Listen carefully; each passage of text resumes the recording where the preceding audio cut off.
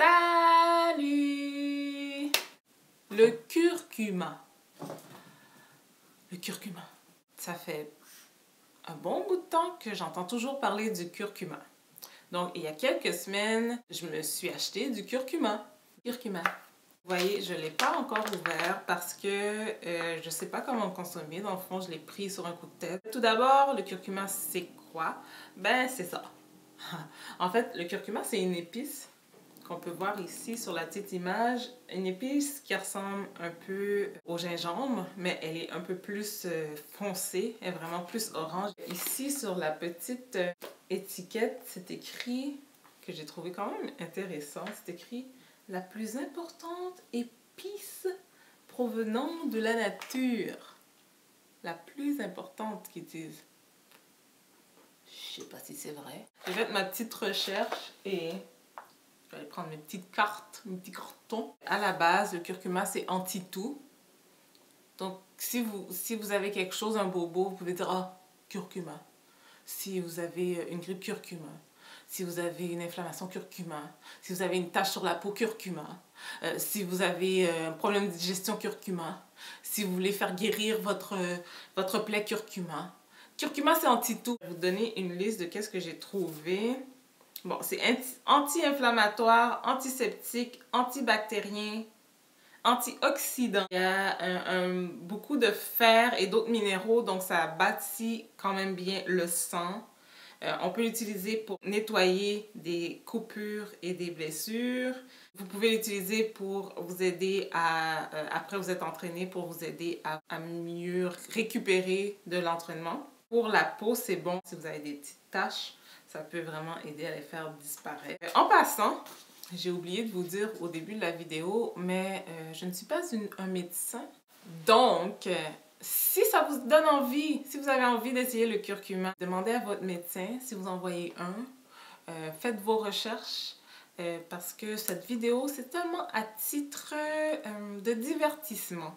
Je ne vous dis pas de prendre du curcuma, je fais juste partager avec vous mes trouvailles en fait par rapport au curcuma. Et ça veut aussi dire que je ne suis pas responsable de qu'est-ce qui vous arrive si vous prenez du curcuma. C'est plate de devoir dire ça, vous faites vos propres choix. C'est vraiment à titre de divertissement que je partage ça avec vous. C'est d'accord? Ok, on continue. À cause c'est anti-inflammatoire, ça peut aider aussi avec l'arthrite, ça aide pour l'acné et le psoriasis. Ça aide à donner comme un petit coup de pouce à votre système immunitaire. Par rapport à des grippes ou des rhumes, vous pouvez prendre le curcuma et ça va vous aider. Ça fait des os forts. Si vous avez des marques à cause, comment on dit, des... C'est quoi le mot? Vous savez, les marques là qu'on a quand on grandit, dont on est adolescente, puis là, nos hanches grossissent. Je me rappelle plus du mot. Mais ces marques-là, quand vous êtes enceinte aussi, que votre ventre fait votre marque, vous faites des marques à cause que la peau s'étire trop. Je ne me rappelle plus du mot, pardon. Donc, c'est bon pour ça. Vous faites des masques pour la peau, c'est bon à donner une peau radieuse. C'est bon pour les cystes, pour le cancer et la leucémie.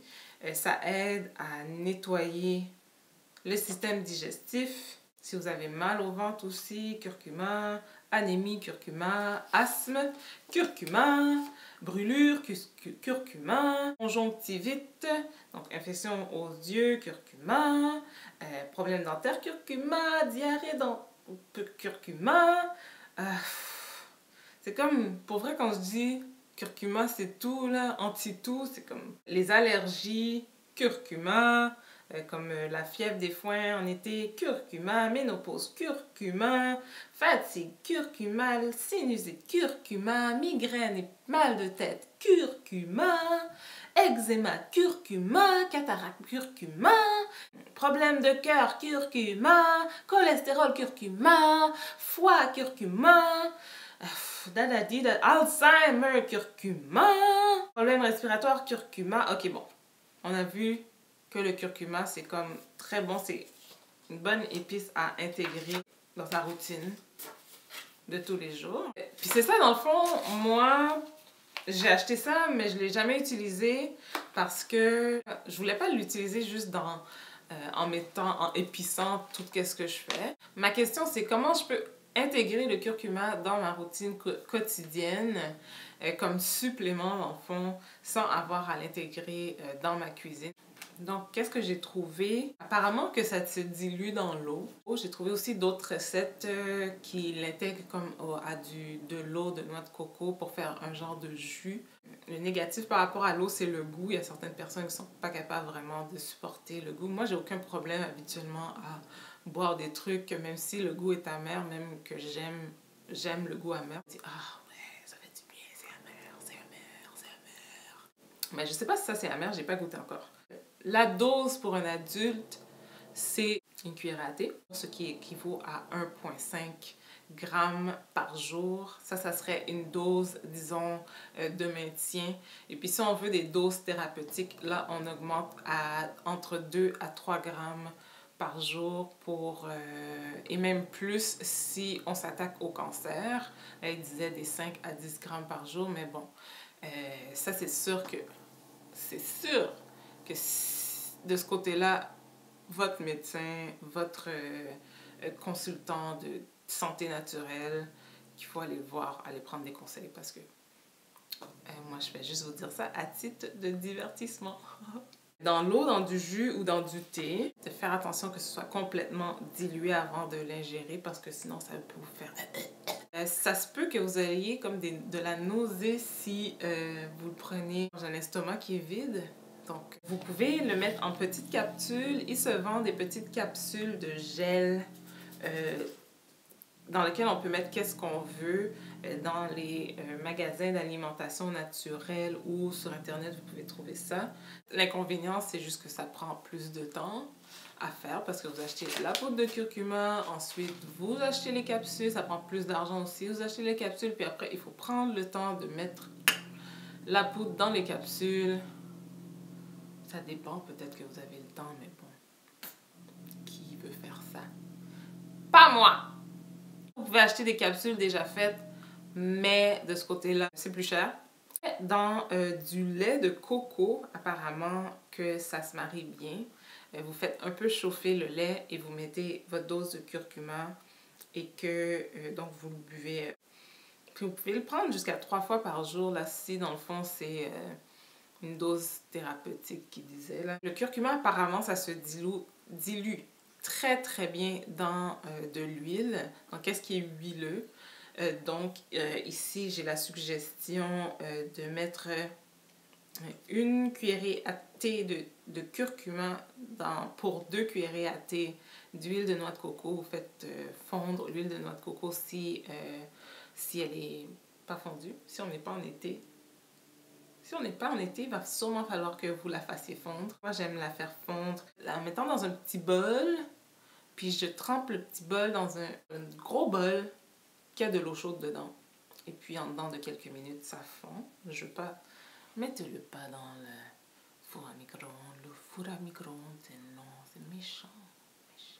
Aussi, il disait de faire attention de ne pas le prendre avec du ginkgo biloba ou de l'ail parce que ça a à peu près les mêmes effets.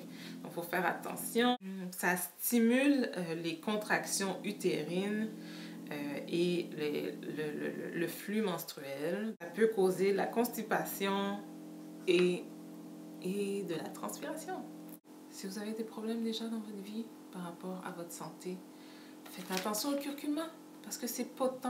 Je dis pas que c'est dangereux, je dis juste que si vous prenez déjà des médicaments et que vous voulez essayer le curcuma, demandez un avis à quelqu'un que vous pourriez vraiment poursuivre. Je suis rendue à l'étape où je vais goûter, sentir, ouvrir ce petit paquet de poudre de curcuma. On va voir la première impression.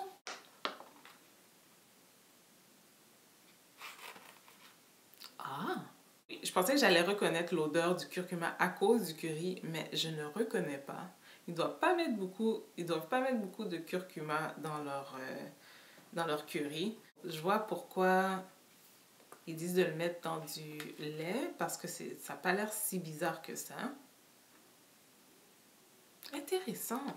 J'ai été préparer 2 petites préparations de turmeric, de curcuma. Vous voyez tout comme le curcuma dans le bas, j'ai un peu peur.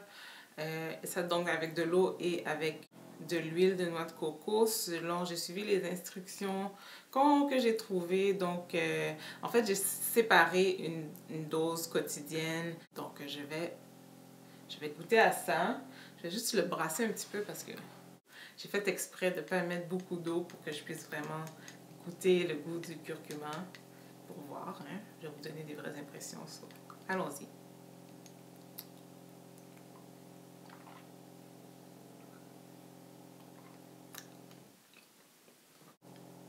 Je sais pas comment décrire le goût. C'est un peu comme médicamenteux. Peut-être si vous avez déjà goûté des Tylenol, peut-être plus. En fait, je pourrais le prendre à chaque jour, mais je le diluerai un peu plus. Voilà pour ma première impression du curcuma avec de l'eau. Donc le curcuma avec de l'huile de noix de coco. Je pense que c'est vraiment mieux comme ça avec l'huile de noix de coco. Ouais, vraiment mieux. Vraiment mieux. Je sais pas pourquoi. Peut-être aussi que à cause que j'avais déjà eu le goût avant, mais on dirait que le goût est pas si...